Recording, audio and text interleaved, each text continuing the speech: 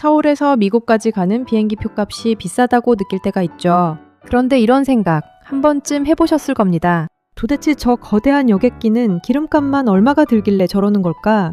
자동차에 기름 넣을 때도 부담스러운데 사람 300명 넘게 태우고 태평양을 건너는 비행기라면 어떨까요? 오늘은 이 궁금증을 아주 단순하게 그리고 가장 현실적으로 풀어보겠습니다. 주제는 딱 하나입니다. 서울에서 미국까지 가는 비행기, 연료비만 얼마인지 계산해봤더니 어떨까? 먼저 기종부터 정하겠습니다. 350인승 비행기라고 하면 기종이 워낙 많아서 딱 하나를 대표로 잡아야 합니다. 그래서 오늘은 장거리 국제선에서 많이 거론되는 에어버스 A350-900을 기준으로 보겠습니다. 이 기체는 보통 3클래스 기준으로 대략 332석에서 392석 정도가 들어갑니다. 즉 우리가 말하는 350인승 장거리 여객기에 상당히 가까운 기체입니다. 그리고 이 비행기는 연료를 최대 16만 리터가 넘게 실을 수 있습니다. 16만 리터. 이 숫자가 얼마나 큰지 감이 잘 안 오죠. 보통 승용차 한 대가 가득 주유해도 50리터 전후입니다. 그러니까 단순 계산으로 보면 이 여객기는 자동차 수천 대 분량에 해당하는 연료를 한 번에 실을 수 있는 셈입니다. 물론 모든 비행에서 연료 탱크를 끝까지 채우는 건 아닙니다. 노선 길이, 승객 수, 화물 중량, 바람, 오해 가능성, 비상 예비 연료까지 전부 따져서 넣습니다. 그래서 핵심은 얼마나 실을 수 있느냐보다 서울에서 미국까지 실제로 얼마나 태우느냐입니다. 그럼 이제 진짜 중요한 질문으로 가보죠. 비행기는 왜 그렇게 기름을 많이 먹을까? 많은 분들이 아무래도 비행 중에는 계속 엔진이 돌아가니까 하늘에 떠 있는 동안이 제일 많이 들겠지라고 생각합니다. 반은 맞고 반은 틀립니다. 전체 비행으로 보면 당연히 장시간 순항 구간이 전체 연료 소모에서 큰 비중을 차지합니다. 하지만 순간적인 힘, 즉 짧은 시간에 가장 강하게 연료를 태우는 구간은 대체로 이륙과 초기 상승입니다. 왜냐하면 비행기는 수백 톤짜리 거대한 덩어리를 정지 상태에서 활주로를 따라 가속시켜야 하고 그 다음에는 공중으로 띄워야 하고 떠오른 직후엔 다시 고도를 확보해야 하기 때문입니다. 자동차로 비유하면 평지에서 시속 80km로 정속 주행하는 것보다 정지 상태에서 급가속해서 언덕까지 올라가는 게 훨씬 힘든 것과 비슷합니다. 그래서 사람들은 비행기는 이륙할 때 기름을 엄청 먹는다는 말을 하게 되는 겁니다. 이 말 자체는 맞습니다. 다만 여기서 중요한 건 이륙 구간이 순간적으로는 세게 먹지만 서울에서 미국까지 가는 전체 연료비는 결국 장거리 전체 누적 소모량으로 결정된다는 점입니다. 그럼 서울에서 미국까지는 실제로 어느 정도일까요? 미국이라고 해도 서부와 동부가 완전히 다릅니다.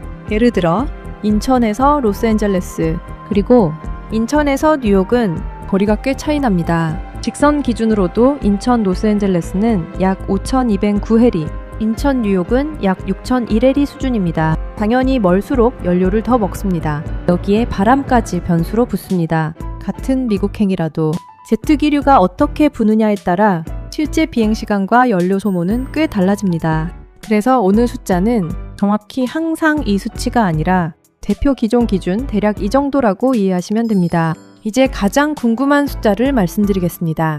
350석급 장거리 여객기를 A350-900으로 잡고 서울에서 미국 서부까지 간다고 보면 대략 6만 리터대 후반의 연료가 들어가는 그림이 나옵니다. 서울에서 미국 동부, 예를 들어 뉴욕까지 간다고 보면 대략 7만 리터대 중후반까지 올라가는 그림이 나옵니다. 쉽게 말해 서울에서 미국까지 한 번 날아가는데 비행기 한 대가 태우는 기름은 대충 6만에서 8만 리터대라고 생각하면 됩니다. 이게 어느 정도냐?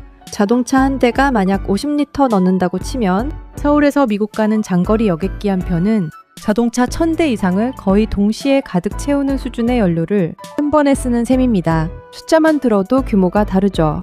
그렇다면 돈으로는 얼마일까요?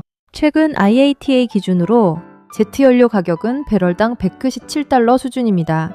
이걸 리터로 바꾸면 대략 리터당 1.24달러 정도, 환율을 1,500원 안팎으로 잡으면 리터당 약 1,850원대 느낌입니다. 그러면 계산이 됩니다. 서울에서 미국 서부까지 가는데 연료가 약 6만 7천 리터 정도 들어간다고 보면 연료비만 대략 8만 3천 달러, 우리 돈으로 치면 약 1억 2천만 원대입니다. 서울에서 뉴욕 같은 미국 동부까지 가는데 약 7만 7천 리터 수준이라고 보면 연료비만 약 9만 5천 달러, 우리 돈으로는 약 1억 4천만 원대까지 갑니다. 다시 말해 서울에서 미국 가는 장거리 여객기 한 편은 연료비만 억 단위라는 겁니다. 여기서 중요한 포인트가 있습니다. 이건 어디까지나 연료비만 그렇다는 겁니다. 여기에 기체 리수료, 경비비, 승무원 인건비, 관광 사용료, 항공로 통과 비용, 보험료, 내비기 운영 부담, 각종 운영비가 붙습니다. 그러니까 우리가 비행기 표를 살 때 단순히 기름값만 내는 것이 아니라 엄청나게 복잡한 장거리 운항 시스템 전체 비용의 일부를 내고 있는 겁니다. 그럼 또 이런 생각이 들죠. 아니 좌석이 350개면 한 사람당 나눠보면 생각보다 별거 아닌 거 아니야? 겉으로는 그렇게 보일 수 있습니다.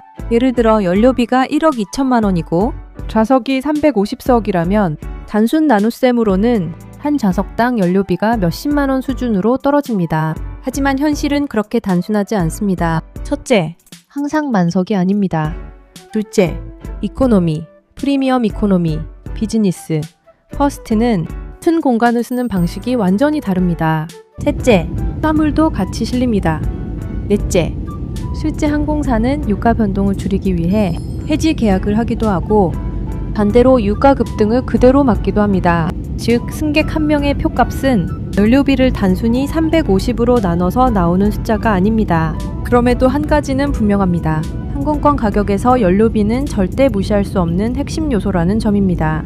유가가 오르면 항공사들은 티켓 가격을 올리고 싶어집니다. 중동 리스크나 공급 불안이 생기면 장거리 노선부터 압박을 크게 받는 이유가 바로 여기에 있습니다.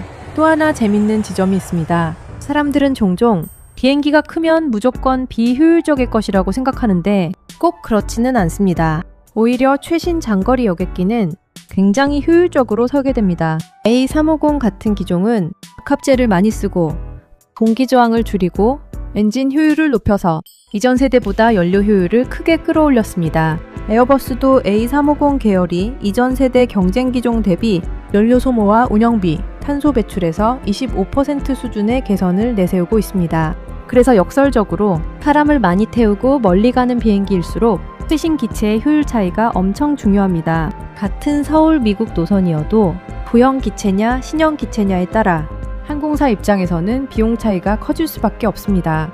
여기서 처음 질문으로 돌아가 보겠습니다. 서울에서 미국까지 가는 비행기 연료비만 얼마냐? 아주 거칠게 그리고 350석급 장거리 여객기를 기준으로 말하면 서울에서 미국 서부는 연료비만 대략 1억 2천만 원 안팎, 서울에서 미국 동부는 연료비만 대략 1억 4천만 원 안팎, 이 정도 그림이 나옵니다.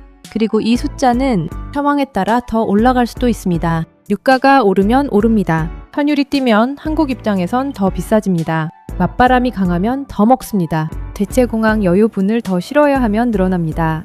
그러니까 비행기 한 편이 하늘로 뜬다는 건 단순히 사람이 이동한다는 게 아니라 엄청난 양의 에너지와 비용이 정밀하게 계산된 결과라는 뜻입니다. 우리가 공항에서 비행기를 볼 때는 그저 조용히 활주로를 달리다가 커다란 기체가 하늘로 사라지는 장면만 보게 됩니다. 하지만 그 몇 분 뒤에 벌어지는 현실은 생각보다 훨씬 거대합니다. 수만 리터의 연료, 억 단위의 연료비, 수백 명의 승객, 그리고 단 한 번의 장거리 비행을 위해 움직이는 거대한 시스템. 결국 비행기표 한 장에는 좌석만 들어있는 게 아닙니다. 그 안에는 하늘을 건너는 기술, 시간, 위험관리, 그리고 엄청난 연료비가 같이 들어있습니다. 그래서 다음에 서울에서 미국 가는 비행기를 보게 된다면 이렇게 생각하시면 됩니다. 저 비행기는 지금 사람만 태우는 게 아니라 억 단위 연료비를 태우면서 태평양을 건너고 있구나. 오늘 영상은 여기까지입니다. 재밌으셨다면 다음에는 전투기 F-35는 무슨 기름을 쓰는가, 혹은 로켓은 왜 비행기와 완전히 다른 연료를 쓰는가 같은 주제로도 이어가 보겠습니다.